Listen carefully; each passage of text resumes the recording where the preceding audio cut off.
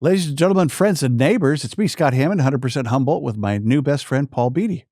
Hi. How you doing, Paul? I'm great. How are you? I am awesome, man. It's good to have you. So, Paul, name, rank, serial number. Who are you? What do you do? Yeah. What are you doing here? I'm not really sure. Who am I?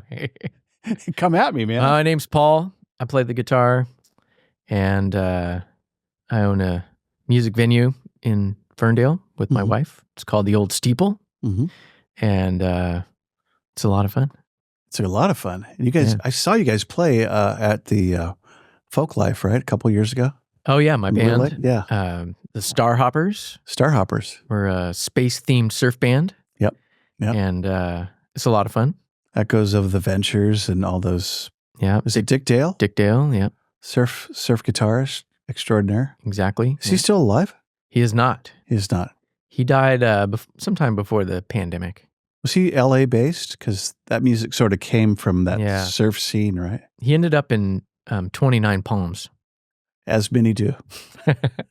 But yeah, he I think he was born on the East Coast, but then he came of age in SoCal in late 50s or they always say die somewhere warm.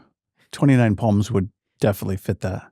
I think so. Yeah. So were the Ventures also 29 or 20 LA? No, they were Tacoma or Seattle. Oh, how about that? Okay.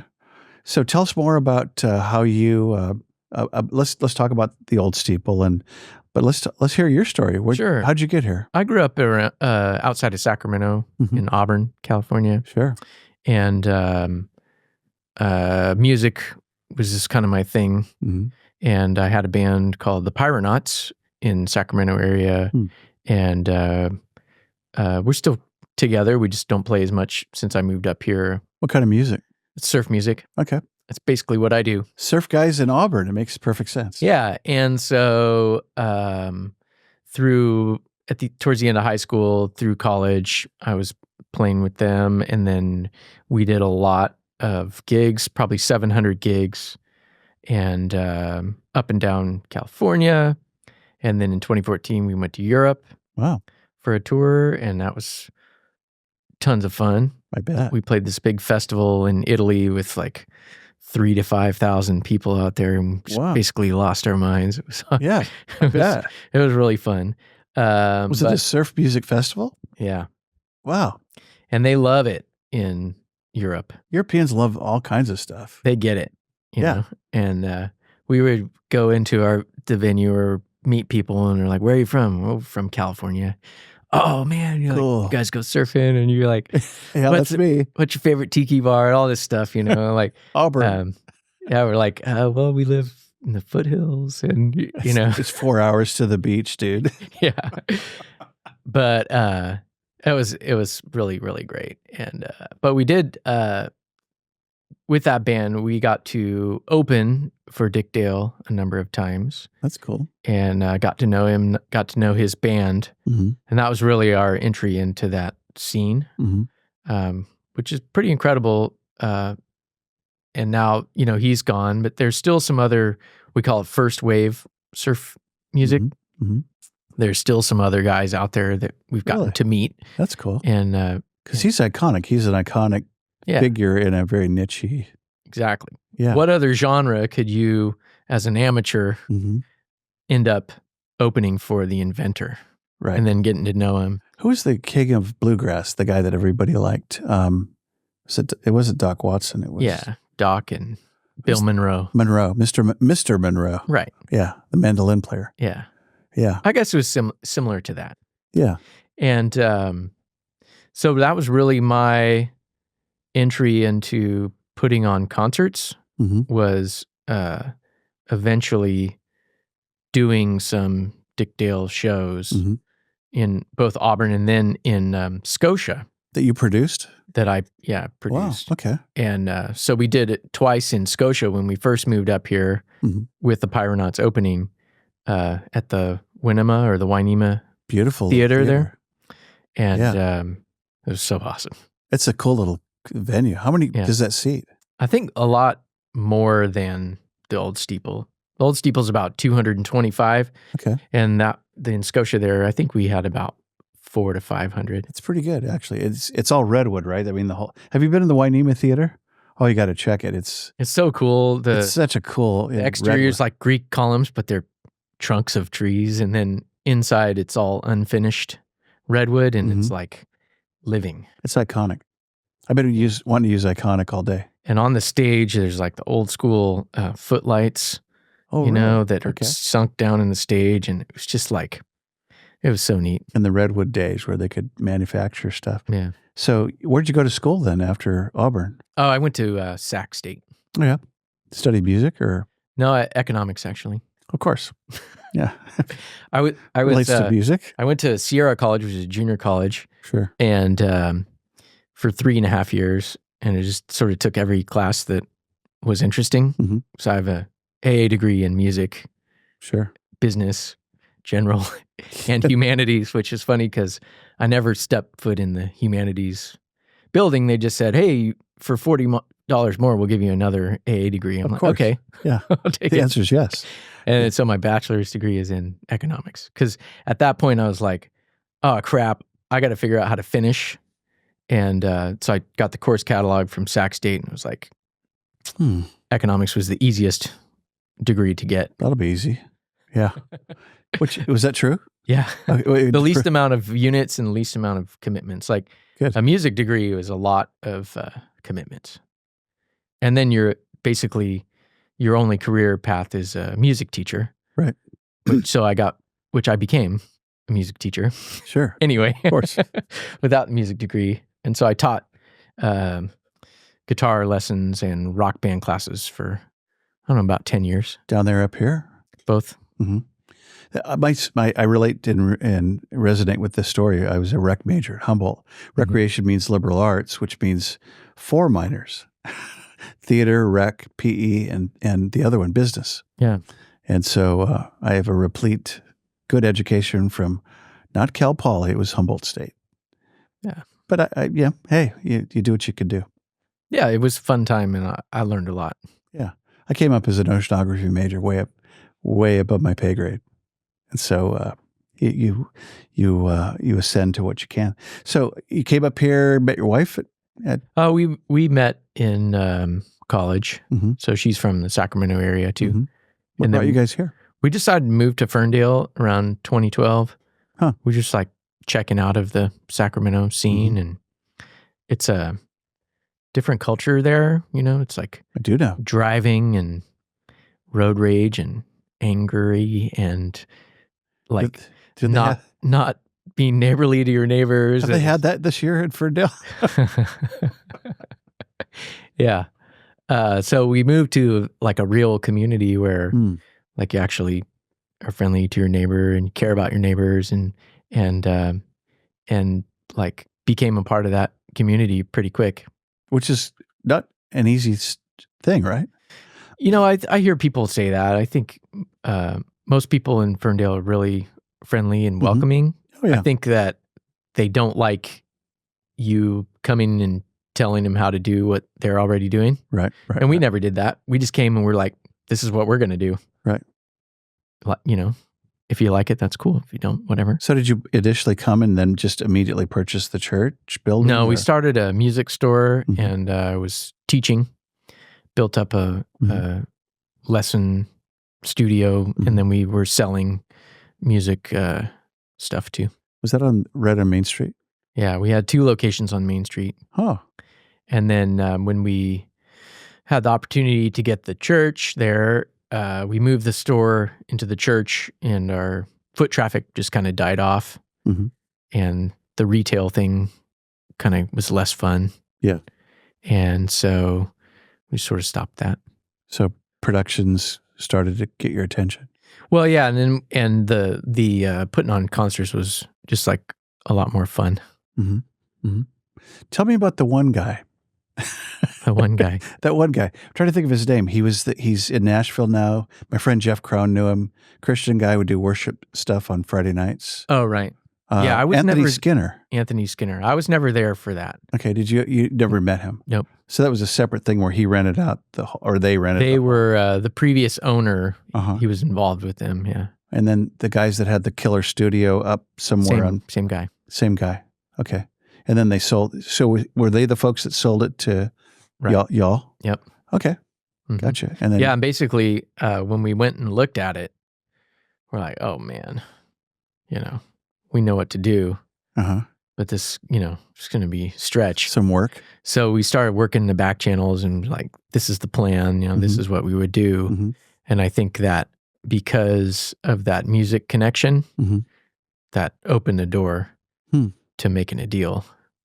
Okay. Because otherwise, if it was just about the money, we would have been outbid. You're just some guy, but you were gonna take it to the next level. Yeah, and I think we and talking to the previous owner after the fact, it's like kind of completing a part of his vision. Nice. Are they still in the area?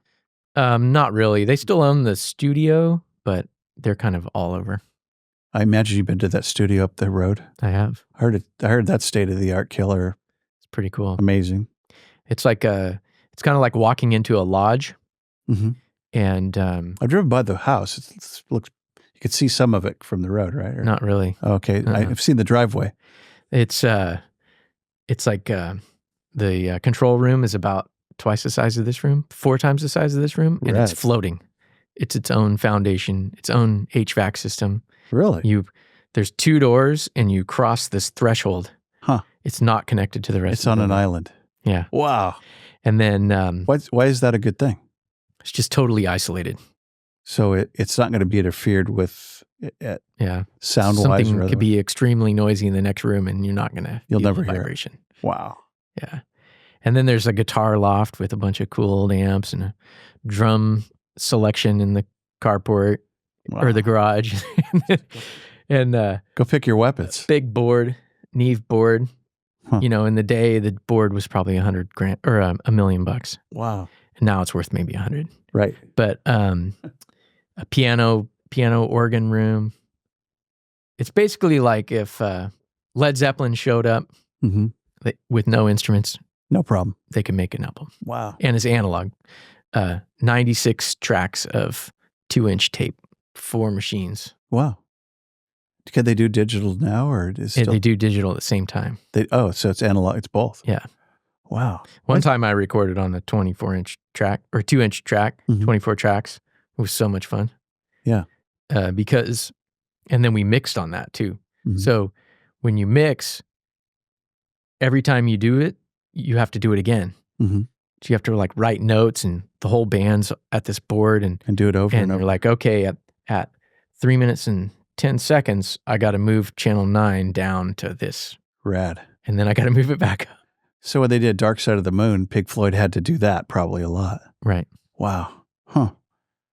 I'm fascinated by that. Before I forget, Auburn has a killer record store, if I remember right. Cherry Records? Yeah. Yeah. Been in there a couple. You probably know Alan, right? Alan's awesome. Yeah. Yeah. Nice guy. Yeah, we sell our CDs out of there for sure. That's cool. He's got a lot of good vinyl, man. Yeah, really amazing. So, yeah, so you buy the place, you cut a deal, and you're looking, going, oh my God, what have I done? What have I prayed for? Because I got it. We got the keys on May 20th. Our son was born May 23rd.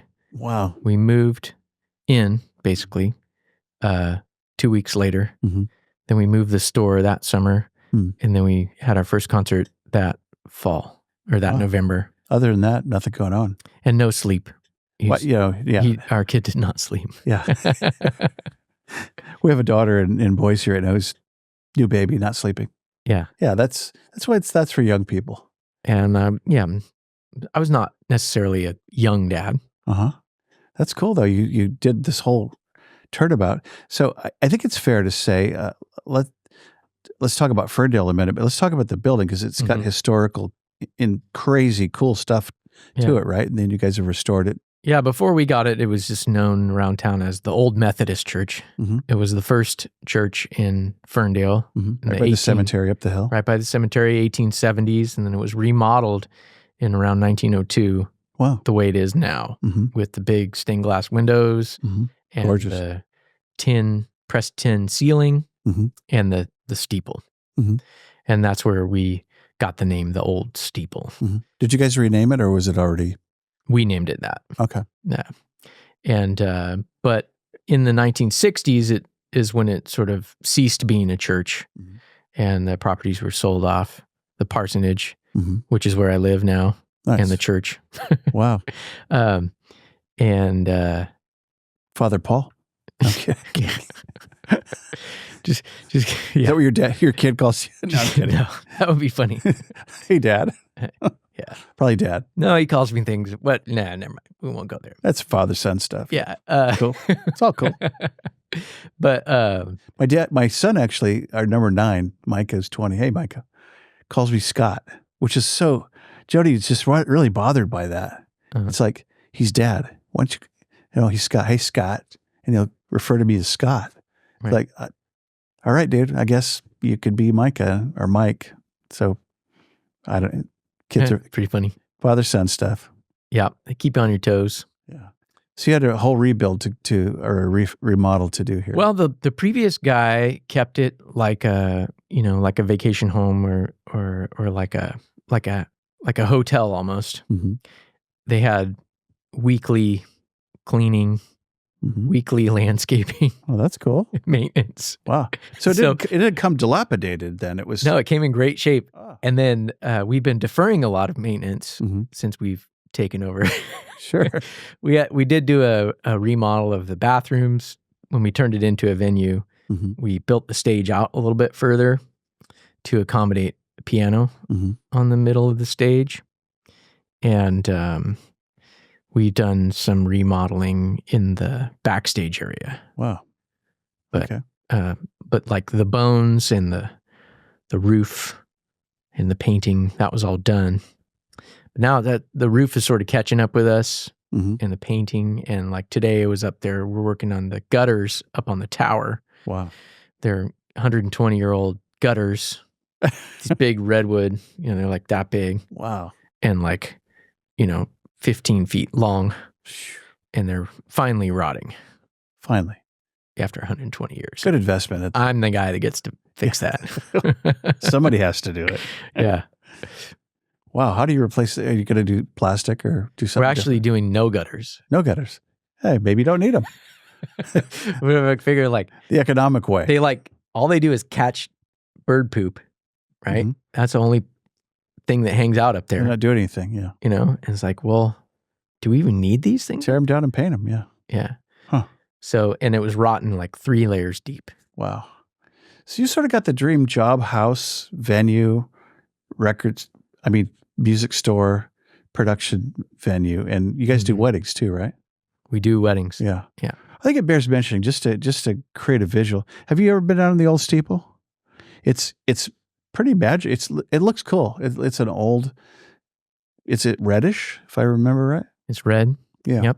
And it's right at the base of this. Google it, please. It's on a.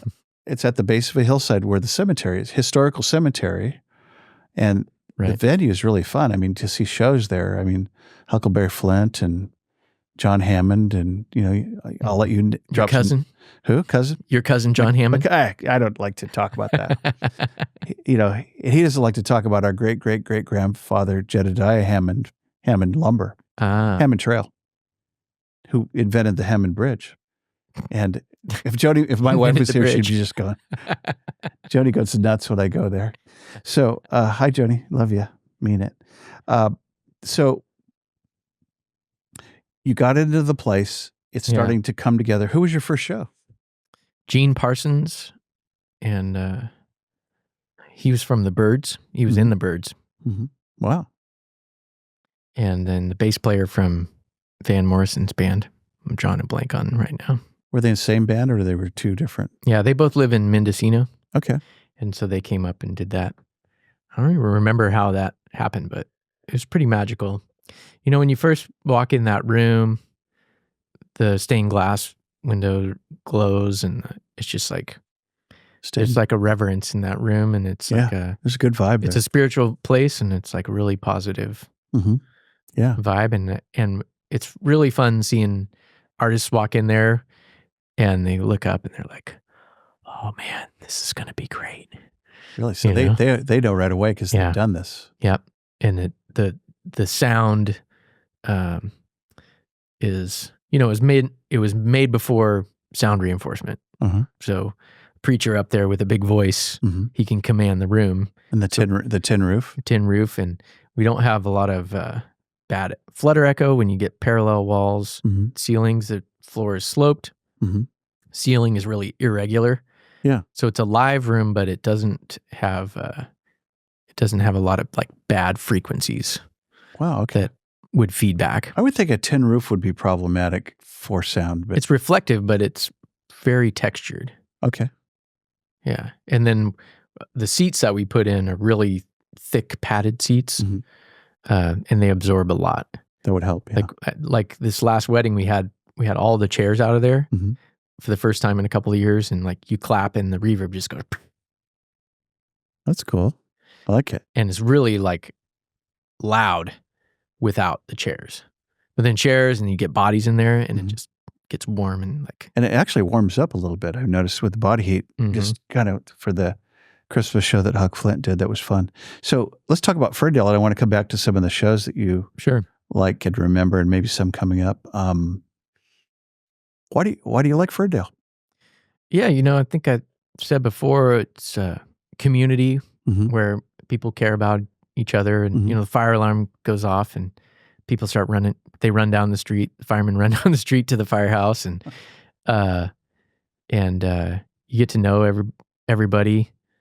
Even if they're not the nicest person, you know who they are. It's a small town. Yeah. And it's a real place, with, I'm not saying we don't have problems. We do have problems, like anywhere. But I feel like I can affect change there. And and in doing my own thing there over these last 12 and a half years, like got a lot of support, made a lot of friends, and made a good life, I think. Yeah, absolutely. Yeah. Yeah. So primarily dairy and formerly a timber town, arguably, and a lot of Italian and Portuguese background, right? Azores. And Danish. Yeah. And all that history with, what's her name? Bill Morrill is related to her. Viola Russ McBride. The Russes and the McBrides, yeah. Yeah. She's kind of a legend, right? Yeah, like in the 70s, it was pretty much a ghost town, Main Street, and everything was painted white. Really? And she started buying up these properties on Main Street, painting them up, and she got her artist friends come up from the city and gave them cheap rent and really started making art. So like Hobart Brown. Hobart, yeah. Jack Mays, who was still alive when I got to town, got to know Jack Mays a little bit. Who's the blacksmith? Is he still living? Joe Coaches. He died a few years ago. Knew Joe a little bit. Yep. Yeah, all these great characters. Yeah. And there's still characters in town. Let's not forget Patrick Cleary. Hey, Pat. He's a character. You're looking. Oh. Where did he go? I thought he walked in. Hi, Patrick. No. He's a character. Yeah, I know. It's got great history and a great vibe. I really like the North Coast Journal store there, the locally made stuff. Isn't that cool? Neat. Yeah. Yeah. I figure it's not easy to have a store anywhere, but if you can make your store work in Ferndale, that's pretty good. Yeah. It's hard to get to Ferndale. I think that's one of the things that's kept it preserved so well. It's not on the main drag. It's just off the freeway, Oh. And before there was even a freeway, it wasn't on the main road. Right. So it's always kind of been off in its own little pocket, like an island. Yeah. Because it's surrounded by other islands. Yeah. Isn't it island whatever when it floods there? Pretty much. Isn't there a road called something Island? Cock Robin Island. Yeah, that's one. Yeah. Yeah, no, we love going down. It's funny. A little bit of history there and going way back. We went down for breakfast and we met these guys riding their e-bikes at the little park there. And now I go, hey, you mind if I jump on? The guy goes, yeah, go for it. And I cruised Main Street going 30. I go, man, this is the best thing ever. I'm not even pedaling. And just kind of that friendly, kind of nice Ferndale story. Yeah, totally. And Guy Fieri, he's nice. Have you met Guy? Uh-huh. Is he a nice guy? He was totally nice. Yeah. He bought a couple of sculptures from me, actually. I had some Jack Mays sculptures for sale, and he came in with his posse. Yeah. And he had actually remembered being a kid, and he did some play on the stage at the steeple. How about that? Yeah. That's cool. And then I said, hey, do you want to see the attic? He's like, sure. So took him up to the attic. And there's stuff up there. You know. Huh. Skeletons. Treasures. Yeah. Cardboard boxes. Dead bodies. Flies, bats, barn owls. Oh, yeah. All of it. Yeah. Is there a bar? I know your barn owl is part of your logo. Is it? Right. Yeah. Were there barn owls up there? Barn owls up in the steeple. They still are there. Yeah. Oh, that's cool. Yeah. Huh. Helps with rodents. Oh, totally. Yeah. Yeah. They're great. That's kind of a cool deal. Okay. I like it.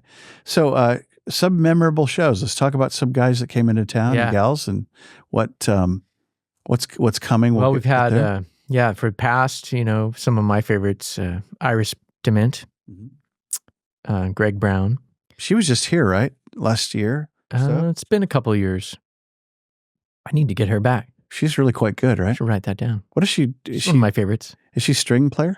She plays guitar and piano. Okay. And then David Lindley. We had him twice. He's come to Humboldt a lot over the years, right? Those were incredible shows. He perished, right? Yep. And he was slide guitarist for Jackson Browne. Running on empty, man. Yeah, rad. Interesting. Yeah. I'm sorry I missed him. I would have liked to have seen him. Total wild man. Not wild, but just weird. Bay Area guy? SoCal. Prince of polyester. Wow. He wore polyester pants, and he would play these... On purpose? Oh, yeah. He would play these instruments with no frets, stringed instruments, weird Turkish instruments or whatever. And everything was perfect. Never a wrong note. Wow. And just incredible. I think of Bruce Coburn playing that one instrument that he used to tour with. I forgot. That's another one I need to get. Yeah. Before he dies. Yep. He's getting he's got some health stuff, right? I don't know. Yeah. Hey, I mean, he's been here a number of times. He played the Old Town Bar and Grill and Arcada Theater a couple of years ago. I bet you could pull Bruce off. Absolutely. I know a guy who knows. I know a guy. Okay. So did you meet so let's just step back for a second. Yeah. Did you meet a lot of producers around or learn to hone your craft around the Dick Dale people or shows? No. Well, I saw other people and how they did it and I was like, it's not cool. You think of a concert promoter and in my touring, I've dealt with different people, like one time we played in LA and it's the end of the night, it's time to get paid. And they're like, well, the deal was you had to sell, $400 worth of tickets. The last thing you want to get paid. And you only sold, 380. Jeez. So we're like, well, here's $20. Yeah. Give us some money. Yeah. And I'm like, no, that's not how it works. Whoa. I'm like, what? You suck. And so there's all kinds of shady deals. So I've always tried to be above board and professional. It's all about relationships and your reputation. Isn't it all? Yeah. So, like Iris Dement, I had to work my way up to Iris Dement, figure out what agency she works for, book a couple others from them. Where's she based? Iowa. Hey, Sioux City, Iowa. Hey, Iris, what's up? I wonder what part of Iowa she's from. I think, I don't know. It could be anywhere. I don't know if I've been to Iowa. Anywhere. Iowa's cool. Iowa people, by the way, are just Midwest cool. They're just great. So Iris Dement, you caught me on another line there. I was going with, so some of the shows that you've had have been, name some others. Oh, we had John Craigie. We had Jerry Douglas, who is, if you don't know who that is, he's the dobro player for Alison Krauss Union Station. We had Molly Tuttle. We had She's great. Sierra Hull. Saw Molly last summer up at the Brit. Yeah. She's quite good. She played in two bands. She played with the First Guys and then the Incredible String Dusters. Yeah. Yeah, she's something. I missed Billy Strings. Doggone it.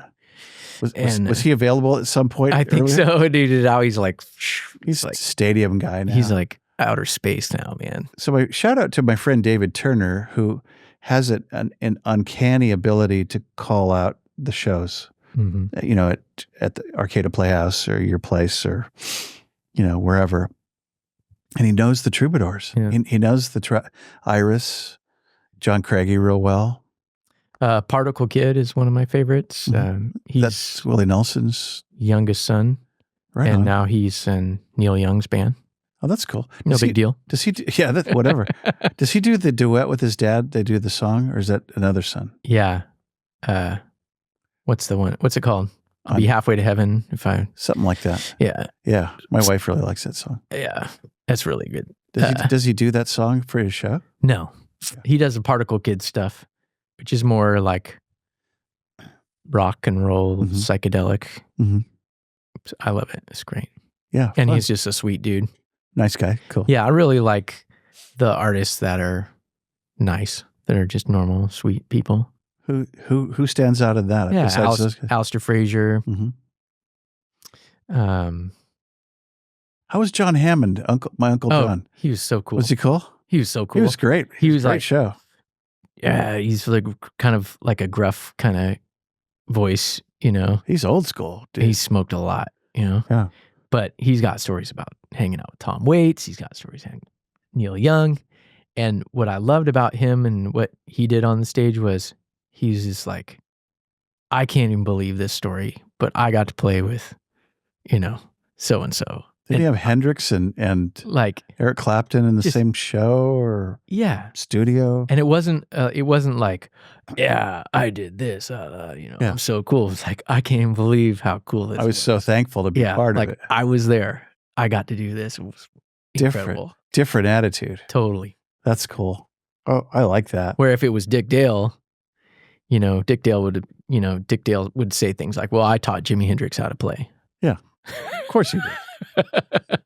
Is that I taught the Beach Boys everything. Is that even true? They just both happen to be left-handed. Yeah, right. We're all lefties over here. Don't worry about it. Yeah. So other than the produced shows, you guys do a wedding venue there? Yep. That's cool. Yep. We do weddings and, the other thing we should talk about is the TV show. Yeah, let's do that. We produced with PBS, with Keat, which is our local affiliate. Mm-hmm. Mm-hmm. We did... one of the longest running local affiliates, by the way, for public television in America. I understand they're pretty... And we're the third smallest PBS market. And that I believe. The other two are both in Alaska. Talkeetna. Yeah. So I pitched this idea to do a show, and we made the pilot with Lori Lewis, who's a Bay Area Bluegrass. Great. Yeah. And, it turned out really good. And we're like, okay, let's make a season. Mm-hmm. And so that first season we did 12. These are shows that were scheduled to come to the venue. Yep. And so I talked them into being taped and recorded, and, they brought their van with all the equipment, cables coming in the door with all these cameras. And, sweet. And, John Craigie's on that first season, and Alistair and Natalie.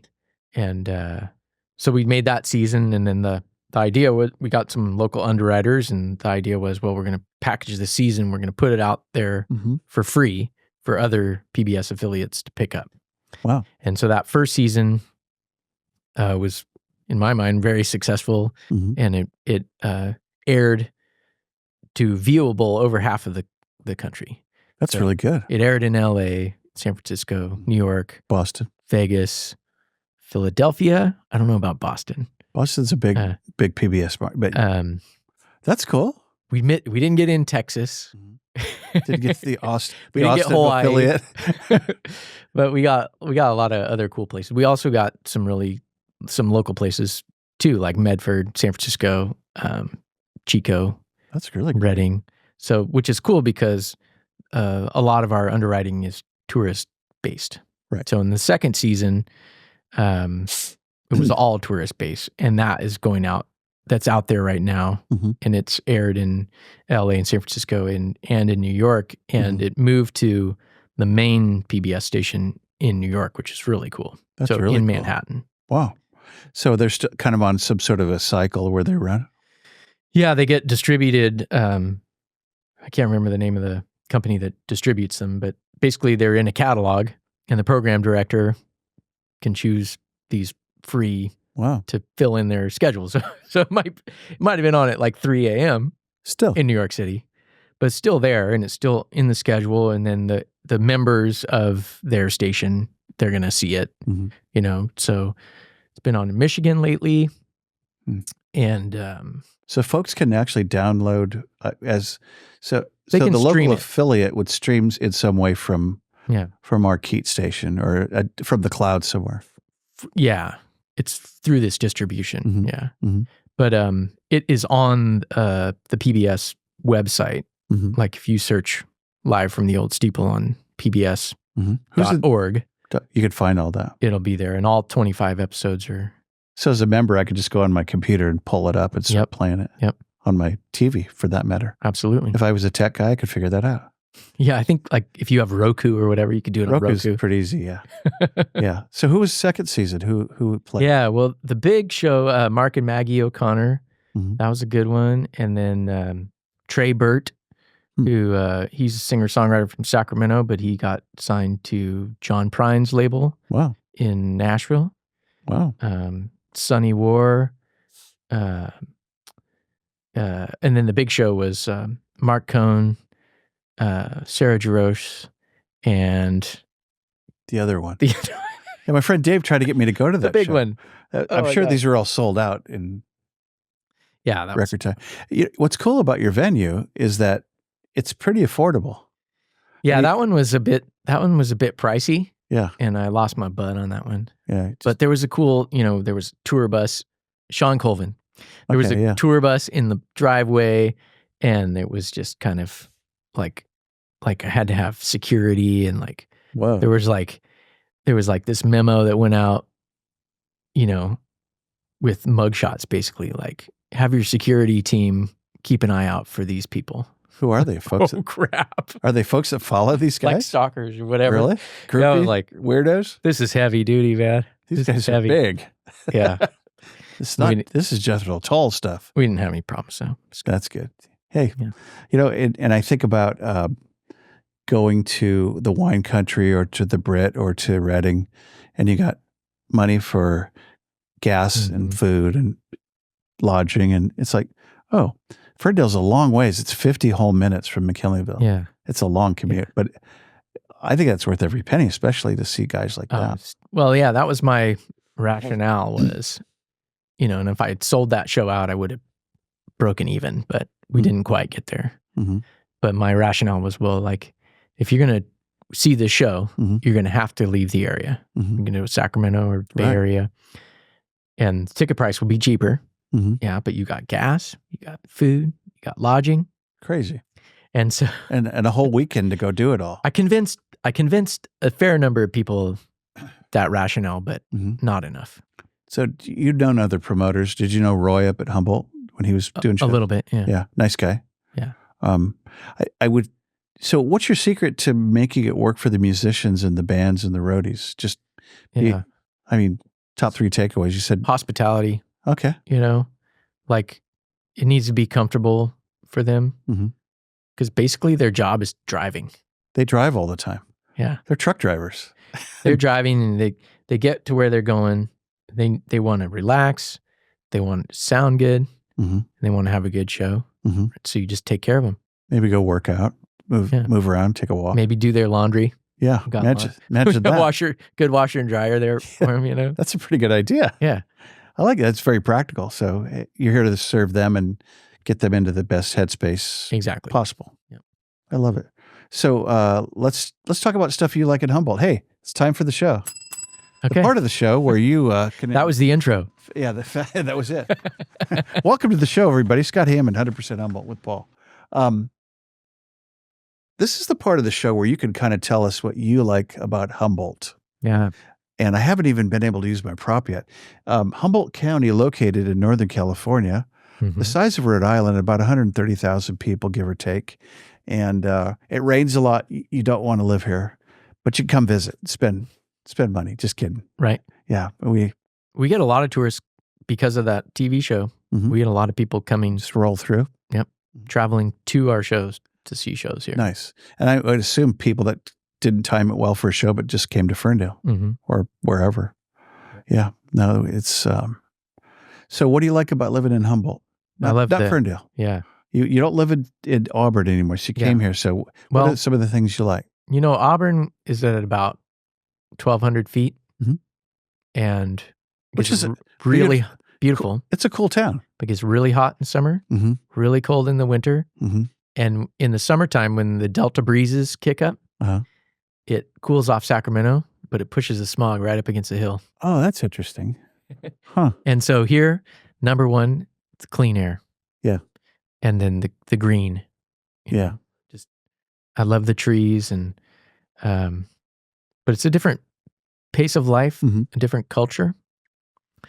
And I dig it. When I first got here, I was just kind of stuck in that moving too fast. I'm still moved too fast. Yeah. But you seem pretty relaxed today. Working on deep breath, slowing it down.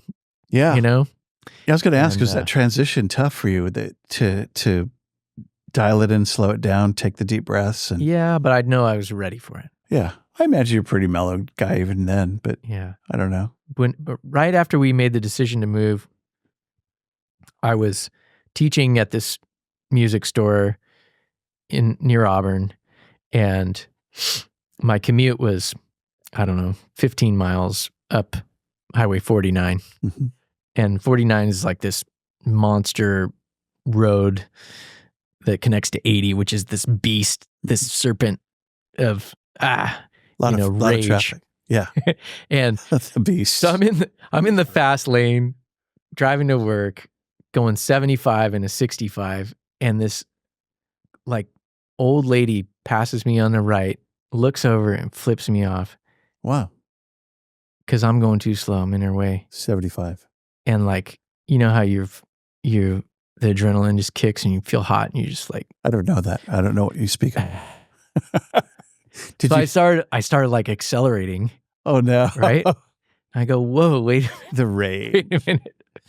This is not me. I can't do this anymore, Right. And that was like the moment in my mind where, wow. This is, I have to go. Everybody has to hit bottom. Yeah.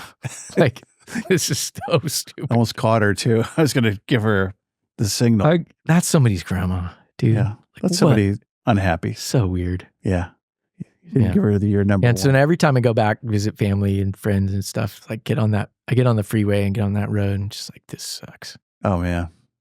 I can't do this. We have to turn on the mellow music and just, yeah. I do the driving usually in the cities. It's just, it's a whole different ball game. Yeah. Because I have one stoplight on the way out to McKinleyville. It's at the end of Eureka. And there's a cheater lane and you can go. It's amazing. Not my story, but the rush and the headspace that you have to enter into a San Diego or San Francisco or Sacramento, LA freeway is a whole different headspace. And you've got to be able to drive. Yeah. I mean, not even fast, just to hang, bro. You could be really a problem. We saw a guy cut us off in Burbank, another story. Hey, question number 2. Okay. You get to eat out with your wife tonight, anywhere in Humboldt. And I really, it's harder because you're in Ferndale, because you're going to say something in Ferndale. I'm going to go to the Ivanhoe. They just opened. Not yet. They're coming open though, right? Yeah. They're still remodeling. Where would you go? Brick and Fire. Brick and Fire. Cool. They're delicious. Yeah. Yeah. They were started by the couple that had the beach shop and arcade, if I recall. Yeah, that's our favorite. Yeah, they're delicious. Okay. How many kids, by the way? One. Only child. 2 dogs. Nice. 5 chickens. Oh, you're chicken people. Oh, I'm sorry to hear that. No, that's smart to hear that now because they're $14 a dozen. Yeah. Are you guys getting chickens right now? Are we getting chicks? No. No, chicken eggs. Oh, eggs? Yeah. Yeah. Totally. Are you getting chickens now? Yes, you have chickens.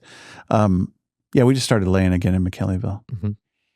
Beautiful eggs. And I think our son was at the store the other day and they were like $10 a dozen at grocery outlet. I'm going, right. What? That's the discount. That's the cheap ones. Yeah. That tastes crappy. Wow. Yeah. They're not nearly as good. Yeah. Question 3. You and your sweetheart get the day off. Go anywhere. Oh, here comes the prop. Nick, zoom into the prop. Anywhere on the map there, you get a day to go play. What would you all do? Oh, probably go to Arcata, get some coffee, go to the minor theater. But like for outside stuff, man, we haven't been to the Cove in a long time. It's supposed to be fun. I want to get back there. Haven't been to Jippo yet. That's how long I haven't been to the Cove. Okay. And our kid gets car sick, so like kind of the Petrolia circle. I really enjoy doing that. I'm trying to see if the Cove is on my map. I think it has to be. It's got to be. It's Shelter Cove. It's just kind of rolled up on the bottom there. Yeah. First time I ever saw the Milky Way. I was on the cliffs above Black Sands above Shelter Cove, and I looked up and there's no ambient light, and I go, "Are you kidding me?" Oh, that's what it looks like. Oh, that's what all the pictures were in school. And I'm looking up going, "Oh my God, this is amazing. Yeah. Thank you." It's just this show of lights, and then standing up over Black Sands, maybe you're 1,000 feet up in this sheer cliff. Isn't that crazy? And you could look offshore and there's ships in the night. And it was just kind of, so yes, we're going to go back to the Cove too. I think it's a good call. And Arcata, that's fun. So did you ever know Brooks Otis at Wildwood Music? I do. Yeah. Yeah. Cool. Nice guy. Sold me my guitar. Cool. So Brooks was our neighbor when I was in college, and we raised rabbits, and he got curious because his wife was doing, it's not knitting. It's so they raised rabbits because she was really into her craft, which I'll think of the name of in just a second. And she would do these Angora rabbits where you could wind their fur and do that word that I'm losing. You know it, so help me out. Anyway, so so he sold me this beautiful jumbo, older school Yamaha, big jumbo body. And it's funny, and maybe you would echo this and explain how this works. Why is landscape seasons, wine can really season, but a guitar, a wooden instrument can also season? Oh, yeah. I mean, old Stradivarius, right? Well, just like an old building too, like that. The older it is, the older the wood was, the better quality those trees were. Sure. Just that. And also craftsmanship. So, nowadays you got computers, CNC machines making them exactly the same, Right. But when they're done by hand with that quality wood, a master craftsman, right, they're going to be different, but there's some really, really good ones. But over time, some instruments actually their sound becomes and the more you play richer, them, better. The more you play them too. So that's the sound coming through the wood, and it must change in some way. Something magical. Yeah, it's magic. I've heard of guys that explains it. It's magic. I've heard of guys putting a guitar in a closet, like with a machine, like a drill with a pick that just keeps picking it. No way. Yeah, to try to season it. And they'll do things like they'll like bake the wood. Really? Cook it. And any of it work? Yeah, I guess. How do you? It's pretty subjective. It's kind of cheating, I think. That's a cheat. That's a hack. How dare they hack that thing? But I have two really nice acoustic guitars I got from Wildwood Music, and it's dangerous for me to go in the music store because you buy stuff. But both of those guitars I found there, and they just like talk to me, and it's one of those things where once you're holding, you're like, I'm not gonna let this go. So Mantovas, probably Anthony. Yeah, in Old Town. Yeah, I got some really bitchin' old amps there. Oh, I bet. Yeah, tube amps. Wow. Yep. Yeah, the Starhoppers setup. I have one amp from there that I use. Are you guys going to play anytime soon? We're actually going to do a little tour. We're playing in Ukiah. Sweet. No, I've never played in Ukiah before. Ukiah's a cool little town. Ukiah Brewing on February 28th. And then we're going to play at Hen House in Petaluma. Heard of that? On March 1st. And then we're playing at Faction Brewing in Alameda on the 2nd. I've been there. And it's it's on the waterfront. It's beautiful. And it's for this thing called a rock and roll flea market. Huh. And so there's like 6 surf bands and vinyl vendors and I don't know. Faction? At Faction. It's kind of a cool venue, actually. It's in an old kind of a warehouse. You probably know it. I've never been there, but I've been to the Hornet, the aircraft carrier. That's right over there, yeah. Right. So the killer tiki bar in the world, and I'm telling you something. Forbidden Island. Yeah. I played there. You played there? Mm-hmm. Oh, that's cool. We were way too loud for there. But we played there, yeah. That's funny. Not Starhoppers, Pyronauts. Perfect venue, though. Yeah. Yeah. Did you ever play the hotel downtown? Is it the Fairmont where the other famous tiki bar is? Oh, no. I've never been there, but I know what you're talking about. What's it called? It's called the, I'll think of it in a minute. Mm-hmm. People probably know what that is. Kind of one of the originals, I think. I don't know if it was Trader Vic's or not, but. It's associated with that. It's the something lounge. Now the Trader Vic's is in Emeryville. Correct. Yeah. Anyway, so yeah, our son lived in Alameda, been to Forbidden Island. Cool. Yeah. Not too shabby. Wow. On tour. So who's coming up at the Old Steeple? Yeah. This Wednesday, February 5th is Steve Poltz. Mm-hmm. And he's a new one for us. And he's like he's kind of a troubadour, singer-songwriter, wild man. Poltz. He co-wrote some of Jewel's hits back in the 90s. Mm-hmm. And he's a Nashville guy now. And he co-writes with Billy Strings and Molly Tuttle and all kinds of people. Wow. And then Valentine's Day, we've got John Reichman and the Jaybirds. Nice. What kind of music's that? That's Bluegrass. Mm-hmm. They appeared on the Live from Old Steeple. Mm-hmm. And then at the end of the month, on the 26th, it's a Wednesday, we have Alash, and they're a Tuvan throat singing group. Mm-hmm. And Tuva is next to Mongolia. It's technically part of Russia, but it used to be its own country, and it's its own culture. Wow. And so they're basically Asian, and throat singing is like a technique of singing 2 notes at the same time. Whoa. And it's pretty wild. Are they going to have instruments too? And they have instruments too, and like a drum and these weird non-fretted sweet Tuvan instruments. And they wear traditional Tuvan clothing. And, so it's a whole cultural thing. Oh, it's great. All the things. So great. And like basically what it boils down to, their songs, they'll say like, this song's about horses. This song's about girls or whatever, you know. It's like give an intro. It's basically like they're like a rock and roll band, you know, from this very rural place, and it's like their songs are it's not rock and roll, it's traditional music, right? But it's what they're about. It's got context. It's like guys singing about girls and horses. You'd be like singing about girls and cars here. Sure, know? That's cool. I like it. They're like traditionally they're a nomadic people, you know, and they have their own shorter breed of horses. That'll be fun. It's so cool. So anybody else you want to mention, or is there anybody like that you can't mention? Yeah. No, there's nobody I can't mention. Okay. For St. Patrick's Day, we've got Hanukkah Castle, who her CD is here. Not sure why. Oh, that's cool. Maybe she was on a show here too. I don't know. Yeah. And then so her. Oh, that's right. I saw this on the website. Yeah. Yeah. And then later, she looks like she's amazing. Yeah. Okay.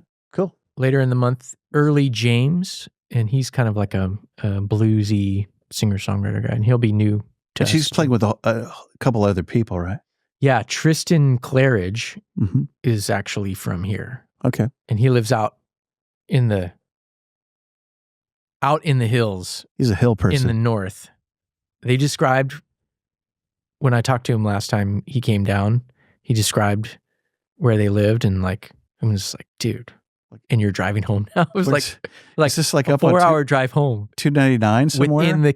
Within the county. I think they have to leave the county and then come back. I don't know. It's very possible where we live. Yeah. Totally wild. Yeah. And then that's kind of it for this season. Just kind of taking it a little easier, a little Humboldt style, just like mellow. See what happens. And so will there be other shows over summer, fall, winter? In the fall. Yeah. Okay. We'll start back up again in the fall. Okay. Yeah.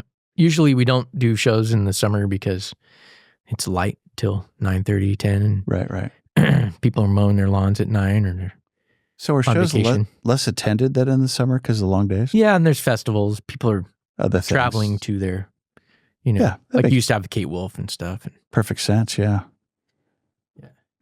I like it. How do we get a hold of you? How do we get to the venue? This is your shout out time. just check out theoldsteeple.com. That's how you find it. So Yep. YouTube, Facebook, Yep. Instagram, Yep. TikTok.